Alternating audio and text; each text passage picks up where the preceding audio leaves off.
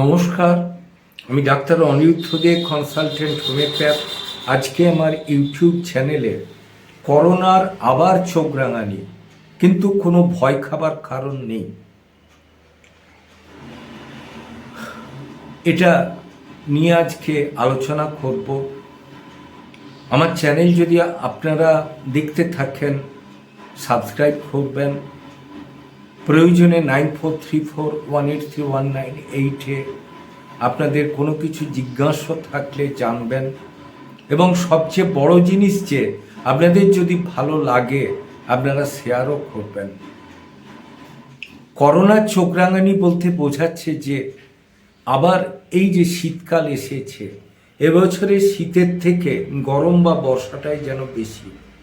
শীতের ভেতরে যেহেতু বর্ষায় এসে গেল, 5-7 দিন টানা নিম্নচাপ হলো, বৃষ্টির ফলে কাজের তাগিদায় স্কুল কলেজের ছেলেমেয়েরা বা যারা কাজ করেন তাদের কাজের তাগিদাতে বেরোনোর ফলে জলে ভেজা, শীতের জামা কাপড় পরেই জলে ভেজা, গায়েতেই জামা কাপড় শোকানো, সারাদিন অফিসে ভিজে জামা কাপড়ে বা স্কুলে থেকে বাড়ি ফিরে দেখা গেল যে খুকখুকে কাশি।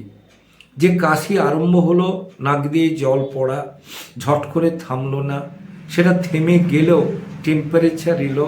টেম্পারেচার যদি বা কন্ট্রোল করা গেল ওষুধ খেয়ে, কিন্তু কাশিটা, নাক বন্ধ হওয়া, নিঃশ্বাসের চাপ ধরা, অক্সিজেন লেভেল কমে যাওয়া, এটা কিন্তু বেশ কিছুদিন, দ্যাট মিনস প্রায় 15 থেকে 1 মাস, 15 দিন থেকে 1 মাস অথবা 1.5 মাস 2 মাসও রয়ে যাচ্ছে। কিন্তু আমরা সবচেয়ে ভয় খাচ্ছি এটা আবার করোনা এলো না তো না। এটা আমরা যদি একটু তলিয়ে চিন্তা করি, দেখতে পাই যে প্রতি শীতকালে কিন্তু এই জিনিসটা হয়।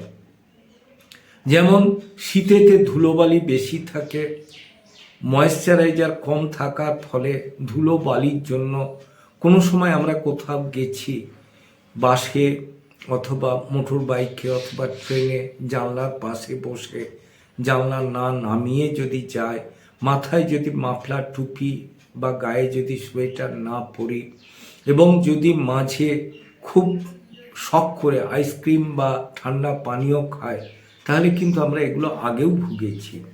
কিন্তু আমরা যেহেতু ঘরপোড়া গরু, অতএব আমরা একবার যেহেতু করোনা চোখ রাঙানি দিয়ে গেছে এবং অক্সিজেন লেভেল কমে যাওয়া, দুর্বলতা এবং ক্লান্তি যেন পেয়ে বসা, এই ব্যাপারগুলো থাকার ফলে এবং পাতলা পায়খানা, পেটটা মোচাড়ে দিয়ে যাওয়া, এটা কিন্তু শীতের সব লক্ষণগুলোই আগেও থাকতো, এখনো আছে, আগামী দিনেও থাকবে।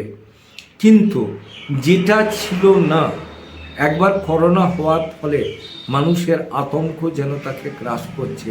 সে সবসময় মনে করছে এই বুঝি আপনার আবার যেন করোনা এসে গেল।